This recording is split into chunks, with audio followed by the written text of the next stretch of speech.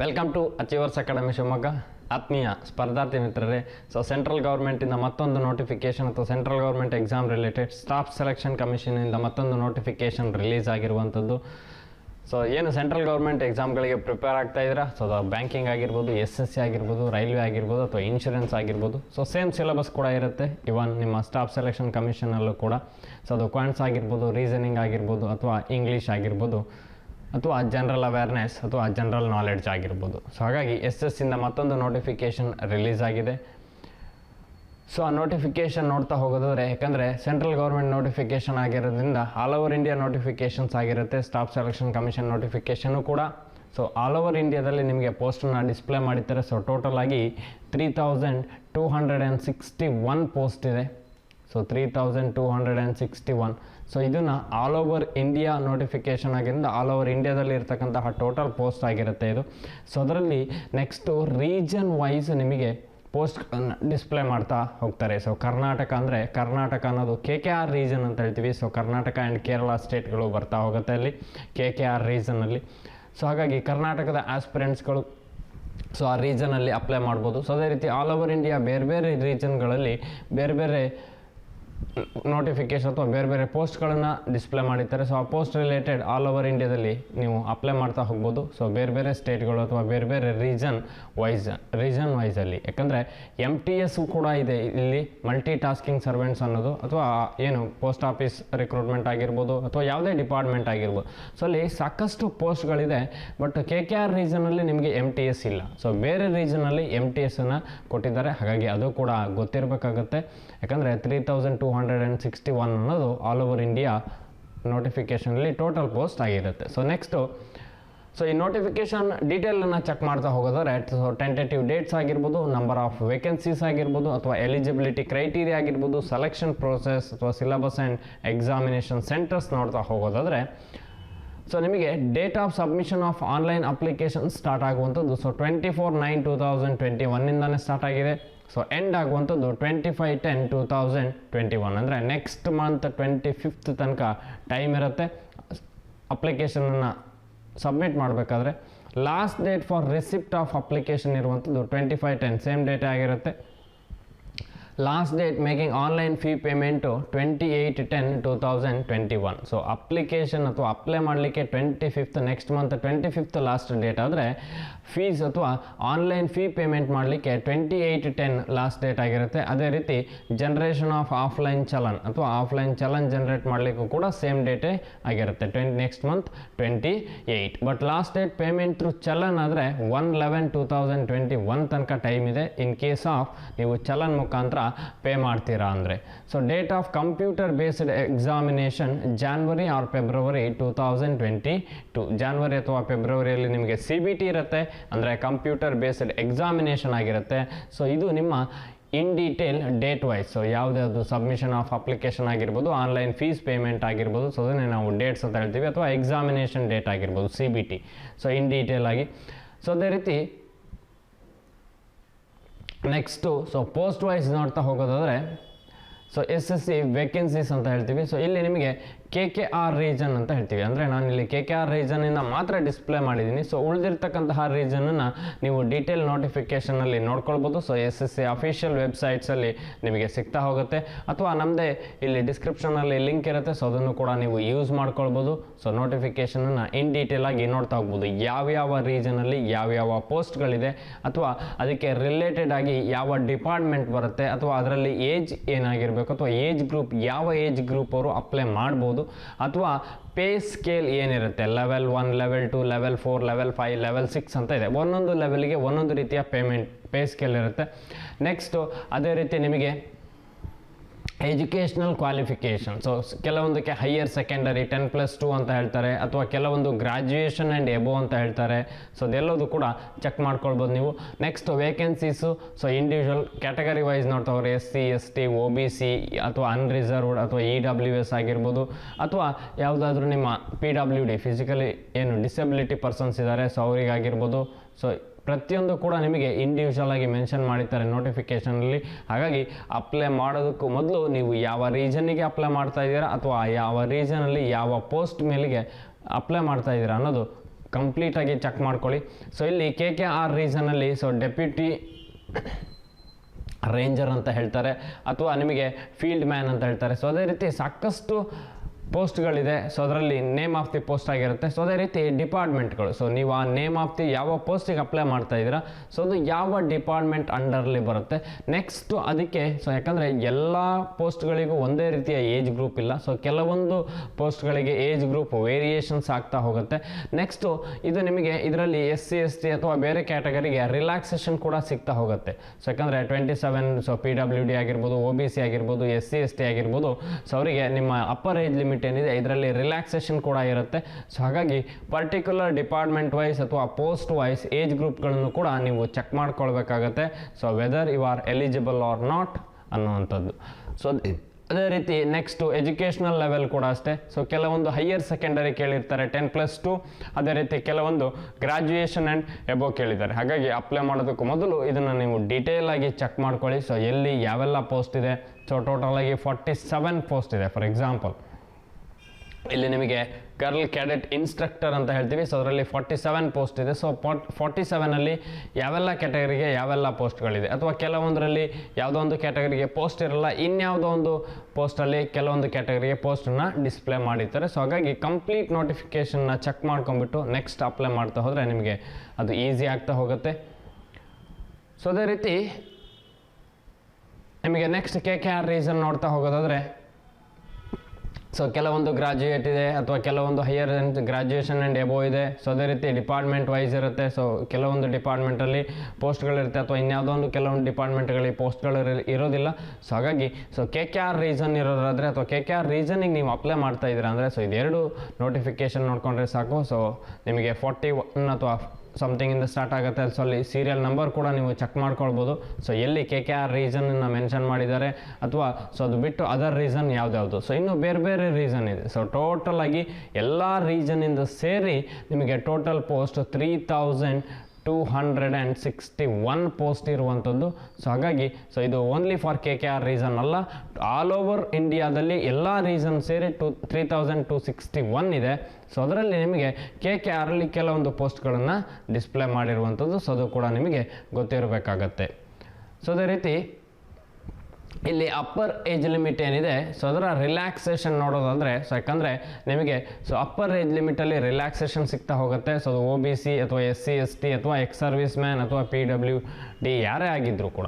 So SC ST ಆದರೆ ನಿಮಗೆ 5 years relaxation ಸಿಗುತ್ತೆ. ಅಂದರೆ ಏನು ಅಪ್ಪರ್ ಏಜ್ ಲಿಮಿಟ್ ಇದೆ ಅದಕ್ಕೆ 5 ಇಯರ್ಸ್ ಆ್ಯಡ್ ಆಗ್ತಾ ಹೋಗುತ್ತೆ. ಅದರ್ OBC ಆದರೆ 3 ಇಯರ್ಸ್ ಇರುತ್ತೆ. ಅದೇ ರೀತಿ ಎಕ್ಸ್ ಸರ್ವಿಸ್ ಮ್ಯಾನ್ ಆದರೂ ಕೂಡ 3 ಇಯರ್ಸ್ ನಿಮಗೆ ರಿಲ್ಯಾಕ್ಸೇಷನ್ ಸಿಗುತ್ತೆ. ಸೊ ಅಪ್ಪರ್ ಏಜ್ ಲಿಮಿಟಲ್ಲಿ. ಸೊ ಇದು ಕೂಡ ಗೊತ್ತಿರಬೇಕಾಗತ್ತೆ, ಯಾಕಂದರೆ ಅಲ್ಲಿ ಏನು ನಿಮಗೆ ಆ್ಯಕ್ಚುಲ್ ಏಜ್ ಲಿಮಿಟ್ ಇದೆ, ಸೊ ಅದರಲ್ಲಿ ರಿಲ್ಯಾಕ್ಸೇಷನ್ ಇರುತ್ತೆ.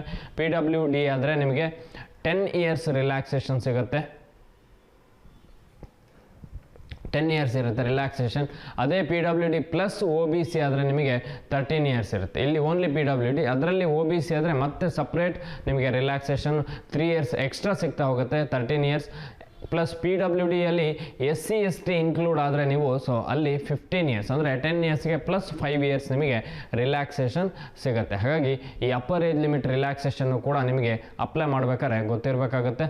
ನೆಕ್ಸ್ಟ್ ಅದೇ ರೀತಿ defence personnel disabled in operation during the hostilities with any foreign country. So ಇದರಲ್ಲಿ ನೀವೇನಾದರೂ ಕ್ಯಾಟಗರಿಯಲ್ಲಿ ಬರ್ತಾ ಇದ್ದೀರಾ ಅಂದರೆ ನಿಮಗೆ ಇಲ್ಲೂ ಕೂಡ 3 ಇಯರ್ಸ್ ರಿಲ್ಯಾಕ್ಸೇಷನ್ ಸಿಗುತ್ತೆ. ಅಥವಾ defence personnel disabled in operation ಅದರಲ್ಲಿ SC ST ಆದರೆ ನಿಮಗೆ 8 ಇಯರ್ಸ್ ರಿಲ್ಯಾಕ್ಸೇಷನ್ ಸಿಗ್ತಾ ಹೋಗುತ್ತೆ. ಅಥವಾ ಸೆಂಟ್ರಲ್ ಗವರ್ನಮೆಂಟ್ ಸಿವಿಲಿಯನ್ ಎಂಪ್ಲಾಯೀಸ್ ಆಗಿದ್ದರೆ, ಅಥವಾ rendered not less than 3 years of regular and continuous service ಅಂತ ಹೇಳ್ತೀವಿ. ಸೊ ಅಪ್ ಟು 40 ಇಯರ್ಸ್ ತನಕ ನೀವು ಅಪ್ಲೈ ಮಾಡ್ಬೋದು, ಅಥವಾ ನಿಮ್ಮ ಏಜ್ 40 ಇಯರ್ಸ್ ಆಗೋ ತನಕನೂ ಕೂಡ ನೀವು ಅಪ್ಲೈ ಮಾಡ್ಬೋದು. ಸೊ ಇದು ಕೂಡ ನಿಮಗೆ ಪರ್ಟಿಕ್ಯುಲರ್ ಕ್ಯಾಟಗರಿಗಳು ಗೊತ್ತಿರಬೇಕಾಗುತ್ತೆ, ಯಾಕಂದರೆ ಯಾರಾದರೂ ಆಸ್ಪಿರೆಂಟ್ಸ್ ಇದ್ದರೆ ನೀವು ಯಾವ ಕ್ಯಾಟಗರಿಯಲ್ಲಿ ಬರ್ತೀರಾ ಅನ್ನತಕ್ಕಂಥದ್ದನ್ನ ಚೆಕ್ ಮಾಡಿಕೊಂಡು ಸೊ ಅಪ್ಲೈ ಮಾಡಬೇಕಾಗತ್ತೆ. ಸೊ ಅದೇ ರೀತಿ next central government civilian employees SC ST ಆದರೆ ನಿಮಗೆ ಅಪ್ ಟು 45 ಏಜ್ ತನಕ ನೀವು ಅಪ್ಲೈ ಮಾಡ್ಬೋದು. ನೆಕ್ಸ್ಟ್ ವಿಡೋಸ್ ಅಥವಾ ಡೈವೋರ್ಸ್ಡ್ ವುಮೆನ್ ಅಥವಾ women judicially separated and who are not remarried. So up to 35 years age ತನಕ ಕೂಡ ನಿಮಗೆ ಟೈಮ್ ಇರುತ್ತೆ. ಸೊ ಅದೇ ರೀತಿ ಇನ್ ಕೇಸ್ ಆಫ್ ನೀವು ವುಮೆನ್ ಡೈವೋರ್ಸ್ಡ್ ವುಮೆನ್ ಅಥವಾ ಜುಡಿಷಿಯಲಿ ಸಪ್ರೇಟೆಡ್ SC/ST ಆದರೆ ನಿಮಗೆ 40 ಇಯರ್ಸ್ ತನಕ ಟೈಮ್ ಇದೆ. ಸೊ ನೀವು ಕೂಡ ಅಪ್ಲೈ ಮಾಡ್ಬೋದು. ಸೊ ನಿಮ್ಮ ಏಜ್ ಗ್ರೂಪನ್ನು ನೀವು ಚೆಕ್ ಮಾಡ್ಕೊಳ್ಳಿ. So whether you are eligible or not ಅನ್ನುವಂಥದ್ದು ಗೊತ್ತಾಗುತ್ತೆ. ಸೊ ನಾರ್ಮಲ್ ಏನು ಏಜ್ ಇರುತ್ತೆ, ಸೊ 18 to 27 ಅಥವಾ 18 to 25 ಅಥವಾ 18 to 28. ಸೊ ಅದರಲ್ಲಿ 28 ಏನಿದೆ, ಸೊ ಅದರ ನೆಕ್ಸ್ಟ್ ನಿಮಗೆ ಅಪ್ಪರ್ ಏಜ್ ಲಿಮಿಟಲ್ಲಿ ರಿಲ್ಯಾಕ್ಸೇಷನ್ ಸಿಗ್ತಕ್ಕಂಥದ್ದು. ಸೊ ಅದೇ ರೀತಿ ಎಕ್ಸಾಮಿನೇಷನ್ ಫೀಸ್ ನೋಡೋದಾದರೆ ಅಪ್ಲಿಕೇಶನ್ ಫೀಸ್ ಅಥವಾ ಎಕ್ಸಾಮಿನೇಷನ್ ಫೀಸ್ ಅಂತ ಹೇಳ್ತೀವಿ. ಸೊ ಫೀಸ್ ಪೇಯಬಲ್ 100 ರೂಪೀಸ್ ಮಾತ್ರ ಇರುತ್ತೆ. ಸೊ ಓನ್ಲಿ 100 ರೂಪೀಸ್ ಇರುತ್ತೆ. ಸೊ ಅದರಲ್ಲೂ ಕೂಡ ನಿಮಗೆ ಎಕ್ಸೆಂಪ್ಷನ್ ಇರುತ್ತೆ ಪೇಮೆಂಟ್ ಆಫ್ ಫೀಸಲ್ಲಿ. ಸೊ ವುಮೆನ್ ಕ್ಯಾಂಡಿಡೇಟ್ಸಿಗೆ ಯಾವುದೇ ಫೀಸ್ ಇರೋದಿಲ್ಲ. ನೀವು ಯಾವುದೇ ಕ್ಯಾಟಗರಿ ಆಗಿರಲಿ, women candidates, so SC/ST, OBC, GM ಯಾವುದೇ ಕ್ಯಾಟಗರಿ ಆದರೂ ಕೂಡ ವುಮೆನ್ ಕ್ಯಾಂಡಿಡೇಟ್ಸಿಗೆ ಯಾವುದೇ ಫೀಸ್ ಇರೋದಿಲ್ಲ. SC/ST ಕ್ಯಾಟಗರಿಗೂ ಕೂಡ ಯಾವುದೇ ಫೀಸ್ ಇರೋದಿಲ್ಲ. PWD ಆ್ಯಂಡ್ ಎಕ್ಸ್ ಸರ್ವಿಸ್ ಮೆನಿಗೂ ಕೂಡ ಯಾವುದೇ ಫೀಸ್ ಇರೋದಿಲ್ಲ. ಸೊ ಅಲ್ಲಿಗೆ ಜನರಲ್ ಮೆರಿಟ್ ಮತ್ತು OBC ಆಸ್ಪಿರೆಂಟ್ಸು, ಸೊ ಅದರಲ್ಲೂ ಮೇಲ್ ಆಸ್ಪಿರೆಂಟ್ಸಿಗೆ ನಿಮಗೆ 100 ರೂಪೀಸ್ ಫೀಸ್ ಇರುತ್ತೆ. ಸೊ ಉಳಿದಕ್ಕಂತಹ ಎಲ್ಲ ಕ್ಯಾಟಗರೀಸ್ ಏನಿದೆ, ಸೊ ವುಮೆನ್ ಆಗಿರ್ಬೋದು, SC/ST, PWD, ex service men, so ನೀವೆಲ್ಲರೂ ಕೂಡ ಎಕ್ಸಾಮ್ಷನ್ ಅಥವಾ ಯಾವುದೇ ರೀತಿಯ ಫೀಸ್ ಪೇಮೆಂಟ್ ಮಾಡುವಂಥ ಅವಶ್ಯಕತೆ ಇರೋದಿಲ್ಲ. So exemption from payment of fees ಆಗಿರುತ್ತೆ. ಸೊ ಅದು ಕೂಡ ನಿಮಗೆ ಗೊತ್ತಿರಬೇಕಾಗತ್ತೆ. ಯಾಕಂದರೆ SSCಯಲ್ಲಿ ಇದೊಂದು ಅಡ್ವಾಂಟೇಜ್ ಆಸ್ಪಿರೆಂಟ್ಸ್ಗಳಿಗೆ, ವುಮೆನ್ ಕ್ಯಾಂಡಿಡೇಟ್ಸ್ ಆಗಿರ್ಬೋದು, SC/ST ಆಗಿರ್ಬೋದು, PWD ಅಥವಾ ಎಕ್ಸ್ ಸರ್ವಿಸ್ ಮ್ಯಾನ್ ಆಗಿರ್ಬೋದು. ಸೊ ನಿಮಗೆ ರಿಲ್ಯಾಕ್ಸೇಷನ್ ಇರುತ್ತೆ ಅಥವಾ ಯಾವುದೇ ರೀತಿಯ ಫೀಸ್ ಪೇಮೆಂಟ್ ಮಾಡುವಂಥ ಅವಶ್ಯಕತೆ ಇರಲ್ಲ. ನೆಕ್ಸ್ಟು ಅದೇ ರೀತಿ ಅದರ್ ಕಂಡೀಷನ್ಸ್ ನೋಡೋದಾದ್ರೆ ಅಪ್ಲಿಕೇಶನ್ ಆಫ್ ಫೀಸಲ್ಲಿ fees can be paid online. So ಆನ್ಲೈನಲ್ಲೂ ಕೂಡ ನೀವು ಫೀಸ್ ಪೇಮೆಂಟ್ ಮಾಡ್ಬೋದು. So either online or offline ಎರಡೂ ಆಪ್ಷನ್ಸ್ ಇರುತ್ತೆ. ಆನ್ಲೈನಲ್ಲಿ ಪೇಮೆಂಟ್ ಮಾಡ್ತೀರಾ ಅಂದರೆ ಭೀಮ್ UPI ID ಯೂಸ್ ಮಾಡ್ಬೋದು ನೀವು, ಅಥವಾ ನೆಟ್ ಬ್ಯಾಂಕಿಂಗ್ ಥ್ರೂ ಕೂಡ ಫೀಸನ್ನು ಪೇಮೆಂಟ್ ಮಾಡ್ಬೋದು, ಅಥವಾ ಯಾವುದೇ ಮಾಸ್ಟರ್ ಕಾರ್ಡ್ ಆಗಿರ್ಬೋದು, ವೀಸಾ ಅಥವಾ ರೂಪೇ ಕಾರ್ಡ್ ಅಥವಾ ಡೆಬಿಟ್ ಕಾರ್ಡ್ ಮುಖಾಂತರ ಕೂಡ ನೀವು ಪೇಮೆಂಟ್ ಮಾಡ್ಬೋದು, ಅಥವಾ SBI branches by generating SBI challan. So SBI ಚಲನನ್ನು ಜನರೇಟ್ ಮಾಡೋದ್ರ ಮುಖಾಂತರ ನೀವು ಫೀಸನ್ನು ಪೇ ಮಾಡ್ಬೋದು. ಸೊ ಇಷ್ಟು ಆಪ್ಷನ್ಸ್ ಇರುತ್ತೆ ನಿಮಗೆ ಫೀಸ್ ಪೇಮೆಂಟ್ ಮಾಡಲಿಕ್ಕೆ. ಸೊ ಅದರಲ್ಲಿ ಯಾವುದ್ರಲ್ಲಾರು ಅಥವಾ ಯಾವ ರೀತಿನಾರು ಕೂಡ ನೀವು ಫೀಸನ್ನು ಪೇಮೆಂಟ್ ಮಾಡ್ತಾ ಹೋಗ್ಬೋದು. So online fees paid by candidates up to 28/10/2021. ಯಾಕಂದರೆ ಆನ್ಲೈನ್ ಫೀಸ್ ಪೇಮೆಂಟ್ ಮಾಡ್ತಾ ಇದ್ದೀರಾ ಅಥವಾ ಫೀಸನ್ನು ನೀವು ಆನ್ಲೈನಲ್ಲಿ ಪೇಮೆಂಟ್ ಮಾಡ್ತಾ ಇದ್ದೀರಾ ಅಂದರೆ ಸೊ 28 ನಿಮಗೆ ಲಾಸ್ಟ್ ಡೇಟ್ ಆಗಿರುತ್ತೆ, ನೆಕ್ಸ್ಟ್ ಮಂತ್ 28.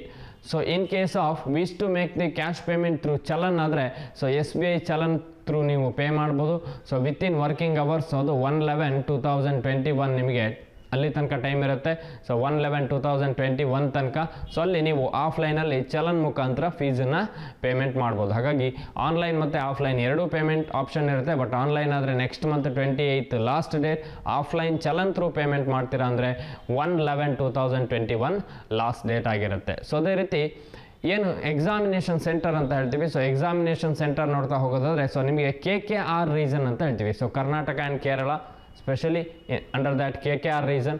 ಸೊ ಇಲ್ಲಿ ಕೆಲವೊಂದು ಕೇರಳ ಸಿಟಿಗಳು ಎಕ್ಸಾಮಿನೇಷನ್ ಸೆಂಟರ್ ಇರುತ್ತೆ, ಕೆಲವೊಂದು ಕರ್ನಾಟಕದ ಇರುತ್ತೆ. ಸೊ ಕವರಟ್ಟಿ ಅಥವಾ ಬೆಳಗಾವಿ ಇರುತ್ತೆ, ಬೆಂಗಳೂರು ಇರುತ್ತೆ, ಮ್ಯಾಂಗ್ಳೂರು, ನೆಕ್ಸ್ಟ್ ಹುಬ್ಬಳ್ಳಿ, ಕಲಬುರಗಿ, ಮೈಸೂರು, ಶಿವಮೊಗ್ಗ, ಉಡುಪಿ. ಸೊ ಇದಿಷ್ಟು ನಿಮಗೆ ಕರ್ನಾಟಕ ಆಗ್ಬೋದು. ನೆಕ್ಸ್ಟ್ ಎರ್ನಾಕುಲಂ, ಕಾನೂರು ಅಥವಾ ಕೊಟ್ಟಾಯಂ, ಕೊಲ್ಲಂ, ಕೋಜಿಕೋಡೆ ಇವೆಲ್ಲ ಕೂಡ ಕೇರಳ ರೀಜನಲ್ಲಿ ಅಥವಾ ಕೇರಳ ಸ್ಟೇಟಲ್ಲಿ ಬರ್ತಕ್ಕಂತಹ ಎಕ್ಸಾಮಿನೇಷನ್ ಸೆಂಟರ್ ಆಗಿರುತ್ತೆ. ಸೊ ಇಲ್ಲೂ ಕೂಡ ನೀವು ಎಕ್ಸಾಮಿನೇಷನ್ ಸೆಂಟರ್ನ ಚೆಕ್ ಮಾಡ್ಕೋಬೋದು. ಸೊ ನಿಮಗೆ ಯಾವ ಎಕ್ಸಾಮಿನೇಷನ್ ಸೆಂಟರ್ ಬೇಕಾದರೂ ನೀವು ಚೂಸ್ ಮಾಡ್ಕೊಳ್ಳಿಕ್ಕೆ ಆಪ್ಷನ್ ಇರುತ್ತೆ. ಸೊ ಇದು ನಿಮ್ಮ ಎಕ್ಸಾಮಿನೇಷನ್ ಸೆಂಟರ್ ಆಯಿತು. ಅದೇ ರೀತಿ ಕಂಪ್ಯೂಟರ್ ಬೇಸ್ಡ್ ಎಕ್ಸಾಮ್. ಸೊ ನಾವೇನು CBT ಅಂತ ಹೇಳ್ತೀವಿ. So computer based exam. So first computer based ಎಕ್ಸಾಮನ್ನು ಕಂಡಕ್ಟ್ ಮಾಡ್ತಾ ಹೋಗ್ತಾರೆ. ಸೊ ಅದಾದಮೇಲೆ ನಿಮಗೆ ಕ್ವಾಲಿಫೈಯಿಂಗ್ ನೇಚರಲ್ಲಿ ಟೈಪಿಂಗ್ ಟೆಸ್ಟ್ ಆಗಿರ್ಬೋದು ಅಥವಾ ಡಿಸ್ಕ್ರಿಪ್ಟಿವ್ ಟೆಸ್ಟ್ ಆಗಿರ್ಬೋದು ಕಂಡಕ್ಟ್ ಮಾಡ್ತಾ ಹೋಗ್ತಾರೆ. ಸೊ ಅದು ಜಸ್ಟ್ ಕ್ವಾಲಿಫೈಯಿಂಗ್ ನೇಚರ್ ಆಗಿರುತ್ತೆ. ಫಸ್ಟ್ CBT ಎಕ್ಸಾಮನ್ನು ಕಂಡಕ್ಟ್ ಮಾಡ್ತಾ ಹೋಗ್ತಾರೆ. ಸೊ ಇಲ್ಲಿ 4 ಸೆಕ್ಷನ್ಸ್ ಇರುತ್ತೆ ನಿಮಗೆ CBT ಎಕ್ಸಾಮಲ್ಲಿ. ಸೊ ಅದರಲ್ಲಿ ಜನರಲ್ ಇಂಟೆಲಿಜೆನ್ಸ್ ಆ್ಯಂಡ್ ರೀಸನಿಂಗ್ ಆಗಿರ್ಬೋದು. ಸೊ 25 ಕ್ವಶನ್ಸ್ ಇರುತ್ತೆ, 50 ಮಾರ್ಕ್ಸಿಗೆ ನೀವು ಅಟೆಂಡ್ ಮಾಡಬೇಕಾಗುತ್ತೆ. ಜನರಲ್ ಅವೇರ್ನೆಸ್ ಅಥವಾ ಜನರಲ್ ನಾಲೆಡ್ಜ್ ಅಂತ ಹೇಳ್ತೀವಿ, 25 ಕ್ವಶನ್ಸ್ ಇರುತ್ತೆ, 50 ಮಾರ್ಕ್ಸಿಗೆ.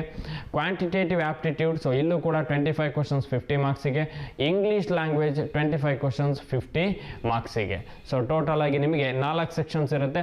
ಸೊ ಒಂದು ಸೆಕ್ಷನಲ್ಲಿ ನಿಮಗೆ 50 ಮಾರ್ಕ್ಸಿಗೆ ಕಂಡಕ್ಟ್ ಮಾಡ್ತಾ ಬರ್ತಾರೆ ಎಕ್ಸಾಮನ್ನು ಟೋಟಲ್ ಆಗಿ. ಹಾಗಾಗಿ ಟೋಟಲ್ ಆಗಿ ನಿಮಗೆ 200 ಮಾರ್ಕ್ಸಿಗೆ ಎಕ್ಸಾಮನ್ನು ಕಂಡಕ್ಟ್ ಮಾಡ್ತಾರೆ. ಸೊ ಟೋಟಲ್ 100 ಕ್ವಶನ್ಸ್ ಇರುತ್ತೆ, 200 ಮಾರ್ಕ್ಸಿಗೆ ನೀವು ಎಕ್ಸಾಮನ್ನು ಅಟೆಂಡ್ ಮಾಡಬೇಕು. ಸೊ 60 ಮಿನಿಟ್ಸ್ ನಿಮಗೆ ಯೂಶ್ವಲ್ ಡ್ಯೂರೇಷನ್ಸ್ ಆಗಿರುತ್ತೆ. ಸೊ 60 ಮಿನಿಟ್ಸ್ ಟೈಮ್ ಇರುತ್ತೆ. So in case of scribes ಇದ್ದರೆ ಅಥವಾ ಇನ್ ಕೇಸ್ ಆಫ್ ಸ್ಕ್ರೈಬ್ಸನ್ನು ನೀವು ಆ್ಯಸ್ ಎ ಸ್ಕ್ರೈಬನ್ನು ತೊಗೊಂಡು ಎಕ್ಸಾಮ್ ಬರೀತಿದ್ರ ಅಂದರೆ 80 ಮಿನಿಟ್ಸ್ ಇರುತ್ತೆ. ಸೊ ಅದು ನಿಮ್ಮ ಏನು ಹ್ಯಾಂಡಿಕ್ಯಾಪ್ಡ್ ಕ್ಯಾಂಡಿಡೇಟ್ಸಿಗೆ. ಸೊ ನೀವು ಮೋರ್ ದೆನ್ 40% ಅಥವಾ ಏನೋ ಕಂಡೀಷನ್ಸ್ ಹೇಳಿರ್ತಾರೆ ಹ್ಯಾಂಡಿಕ್ಯಾಪ್ಡ್ ಪರ್ಸನ್ಸಿಗೆ, ಸೊ ಅವರು ಸ್ಕ್ರೈಬನ್ನು ಯೂಸ್ ಮಾಡ್ಬೋದು. ಬಟ್ ನಾರ್ಮಲ್ ಪರ್ಸನ್ ಅಥವಾ ನಾರ್ಮಲ್ ಆಸ್ಪಿರೆಂಟ್ಸ್ ಏನಿದ್ರೆ ನಿಮಗೆ 60 ಮಿನಿಟ್ಸ್ ಟೈಮ್ ಇರುತ್ತೆ. ಸೊ 60 ಮಿನಿಟ್ಸಲ್ಲಿ ನೀವು 100 ಕ್ವಶನ್ ಅಟೆಂಡ್ ಮಾಡಬೇಕು 200 ಮಾರ್ಕ್ಸಿಗೆ. ಸೊ ಅದರಲ್ಲಿ 4 ಸಬ್ಜೆಕ್ಟ್ಸ್ ಇರುತ್ತೆ ನಿಮಗೆ. ಅದೇ ರೀತಿ ನೆಕ್ಸ್ಟ್ ನೋಡ್ತಾ ಹೋಗೋದಾದ್ರೆ so general intelligence and reasoning ಅಂದರೆ ನಿಮಗೆ ರೀಸನಿಂಗ್ ರಿಲೇಟೆಡ್ ಆಸ್ಪೆಕ್ಟ್ಸ್ ಇರುತ್ತೆ. ಅನಾಲಜಿಸ್ ಆಗಿರ್ಬೋದು, ವಿಜುವಲೈಸೇಷನ್ ಅಥವಾ memory, observation, number series, coding and decoding ಆಗಿರ್ಬೋದು, similarities and differences, discrimination, relationship concept, non verbal series ಅಥವಾ ಯಾವುದೇ ರೀಸನಿಂಗ್ ಕಾನ್ಸೆಪ್ಟ್ಸನ್ನು ನಿಮಗೆ ಇಲ್ಲಿ ಕೇಳ್ಬೋದು. ಸೊ ಅದನ್ನು ನಾವು reasoning, general intelligence and reasoning ಅಂತ ಹೇಳ್ತಾ ಹೋಗ್ತೀವಿ.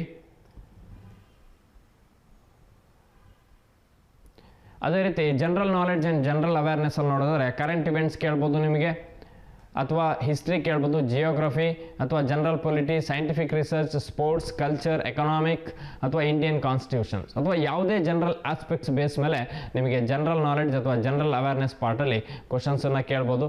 ನೆಕ್ಸ್ಟ್ ಕ್ವಾಂಟಿಟೇಟಿವ್ ಆ್ಯಪ್ಟಿಟ್ಯೂಡ್ ಅಂತ ಹೇಳ್ತೀವಿ. ಸೊ ಇಲ್ಲೂ ಅಷ್ಟೇ ನಂಬರ್ ಸಿಸ್ಟಮ್ ಬೇಸ್ಡ್ ಕ್ವಶನ್ಸ್ ಇರುತ್ತೆ. ಡೆಸಿಮಲ್ ಆ್ಯಂಡ್ ಫ್ರಾಕ್ಷನ್ ಆಗಿರ್ಬೋದು, percentage, average, profit and loss, mensuration, time and work, whole numbers, arithmetic operation, ratio proportion ಆಗಿರ್ಬೋದು, simple interest, compound interest, discount ಅಥವಾ time and distance, ಯಾವುದೇ quantitative aptitude concept base ಮೇಲೆ ನಿಮಗೆ ಕ್ವಶನ್ಸನ್ನು ಕೇಳುವಂತಹ chances ಇರುತ್ತೆ quantitative aptitude ಸೆಕ್ಷನಲ್ಲಿ. So ಇಲ್ಲಿ ನಿಮಗೆ ಯಾಕಂದರೆ ಪೋಸ್ಟನ್ನು ಡಿಸ್ಪ್ಲೇ ಮಾಡ್ಬೇಕಾದ್ರೆ ಅವರು ಹೈಯರ್ ಸೆಕೆಂಡರಿ 10+2 ಅಂತ ಹೇಳಿದ್ದಾರೆ, ಅಥವಾ ನೆಕ್ಸ್ಟ್ ಗ್ರಾಜ್ಯುಯೇಷನ್ ಆ್ಯಂಡ್ ಎಬೋ ಅಂತ ಹೇಳಿದ್ದಾರೆ. ಸೊ ಗ್ರಾಜ್ಯುಯೇಷನ್ ಆ್ಯಂಡ್ ಎಬೋ ಆದರೆ ಸೊ ಗ್ರಾಜ್ಯುಯೇಷನ್ ಲೆವೆಲ್ ಕ್ವಶನ್ಸನ್ನೇ ಕೇಳಿರ್ತಾರೆ ಕ್ವಾಂಟಿಟೇಟಿವ್ ಆ್ಯಪ್ಟಿಟ್ಯೂಡಲ್ಲಿ. 10+2 ಅಥವಾ ಹೈಯರ್ ಸೆಕೆಂಡರಿ ಲೆವೆಲ್ ಪೋಸ್ಟ್ ಆದರೆ ಸೊ ಆ 10+2 ಲೆವೆಲಲ್ಲೇ ಕ್ವಶನ್ಸನ್ನು ಕೇಳಿರ್ತಾರೆ. ಸೊ ಬಟ್ ಸಬ್ಜೆಕ್ಟ್ ಸೇಮ್ ಇರುತ್ತೆ. ಸೊ ನೀವು 10+2ನಾದರೂ ಸಬ್ಜೆಕ್ಟ್ ಸೇಮೇ, ಗ್ರಾಜ್ಯುಯೇಷನ್ ಆ್ಯಂಡ್ ಎಬೋ ಲೆವೆಲ್ ಪೋಸ್ಟಿಗೂ ಕೂಡ ಸಬ್ಜೆಕ್ಟ್ ಸೇಮ್ ಇರುತ್ತೆ. ಸೊ ಕ್ವಶನ್ಸ್ ನಿಮಗೆ ಲೆವೆಲ್ ಆಫ್ ಕ್ವಶನ್ಸ್ಗಳು ಚೇಂಜ್ ಆಗ್ತಾ ಹೋಗುತ್ತೆ. ಸೊ ಇಂಗ್ಲೀಷ್ ಲ್ಯಾಂಗ್ವೇಜಲ್ಲೂ ಅಷ್ಟೇ ನಿಮಗೆ ಸೊ ಇಲ್ಲಿ ವೊಕ್ಯಾಬ್ಯುಲರಿ ಚೆಕ್ ಮಾಡ್ಬೋದು, ಅಥವಾ ಗ್ರಾಮರ್ ಬೇಸ್ಡ್ ಇರುತ್ತೆ, ಅಥವಾ ಸೆಂಟೆನ್ಸ್ ಸ್ಟ್ರಕ್ಚರ್, ಸಿನಾಮ್ಸ್ ಅಥವಾ antonyms and its correct usage. So ಇದರಲ್ಲಿ ಯಾವುದೇ ಕ್ವಶನ್ಸ್ ಬೇಕಾದ್ರೂ ಕೇಳ್ಬೋದು. ಸೊ ಇಲ್ಲಿ ನಿಮಗೆ ಟೆಸ್ಟ್ ಆಫ್ ಇಂಗ್ಲೀಷ್ ಲ್ಯಾಂಗ್ವೇಜ್ ಇರುತ್ತೆ. ಸೊ ಅಥವಾ ಇಂಗ್ಲೀಷ್ ಲ್ಯಾಂಗ್ವೇಜ್ ಎಬಿಲಿಟಿನ ಟೆಸ್ಟ್ ಮಾಡಲಿಕ್ಕೆ ಸೊ ಇಂಗ್ಲೀಷ್ ಸಬ್ಜೆಕ್ಟನ್ನು ಕೂಡ ಇರುತ್ತೆ. ಸೊ ಅದು ಕೂಡ ಒಂದು ಸೆಕ್ಷನ್ ಆಗಿರುತ್ತೆ ನಿಮಗೆ. ಸೊ ಅದೇ ರೀತಿ ನಮ್ಮದೇ ಆದಂತಹ ವಾಟ್ಸಪ್ ಗ್ರೂಪ್ ಅಥವಾ ಯೂಟ್ಯೂಬ್ ಚಾನಲ್ ಇದೆ. ಸೊ ಅದಕ್ಕೂ ಕೂಡ ನೀವು ಜಾಯ್ನ್ ಆಗ್ಬೋದು. ಸೊ ಅಥವಾ ಡೀಟೇಲ್ ನೋಟಿಫಿಕೇಷನು ಕೂಡ ನಿಮಗೆ ಸಿಗ್ತಾ ಹೋಗುತ್ತೆ ವಾಟ್ಸಪ್ ಗ್ರೂಪ್ ಅಥವಾ ಯೂಟ್ಯೂಬ್ ಚಾನಲಲ್ಲಿ. ಆ ಕಂಪ್ಲೀಟ್ ನೋಟಿಫಿಕೇಷನ್ನ ನೀವು ಚೆಕ್ ಮಾಡಿ. ಸೊ ಕಂಪ್ಲೀಟ್ ನೋಟಿಫಿಕೇಷನ್ನ ಚೆಕ್ ಮಾಡಿಬಿಟ್ಟು ನೆಕ್ಸ್ಟ್ ನೀವು ಅದಕ್ಕೆ ಅಪ್ಲೈ ಮಾಡ್ತಾ ಹೋದರೆ, ಯಾಕಂದರೆ ನೀವು ನೋಟಿಫಿಕೇಷನ್ನೇ ಗೊತ್ತಿಲ್ಲದೆ ಯಾವ ರೀಜನಲ್ಲಿ ಬರುತ್ತೆ ಅಥವಾ ಯಾವ ರೀಜನ್ನಿಗೆ ಅಪ್ಲೈ ಮಾಡಬೇಕು, ಸೊ ಯಾವ ಡಿಪಾರ್ಟ್ಮೆಂಟಲ್ಲಿ ಎಷ್ಟು ಪೋಸ್ಟ್ ಇದೆ, ಸೊ ಅದನ್ನು ಫಸ್ಟ್ ಚೆಕ್ ಮಾಡ್ಕೊಳ್ಳಿ.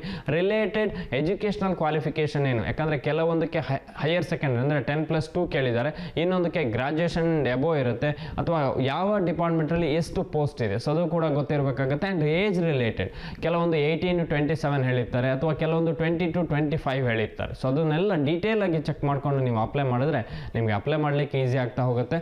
ಸೊ ಅದೇ ರೀತಿ ಯಾರೆಲ್ಲ ನೀವು ಸೆಂಟ್ರಲ್ ಗೌರ್ಮೆಂಟ್ ಎಕ್ಸಾಮ್ಗಳಿಗೆ ಪ್ರಿಪೇರ್ ಆಗ್ತಾ ಇದ್ದೀರಾ, ಸೊ ಅದು ಯಾವುದೇ ಆಗಿರ್ಬೋದು, ರೈಲ್ವೆ, SSC, ಬ್ಯಾಂಕಿಂಗ್, ಇನ್ಶೂರೆನ್ಸ್, ನಿಮ್ಮೆಲ್ಲರಿಗೂ ಕೂಡ ಒಳ್ಳೆಯದಾಗಲಿ.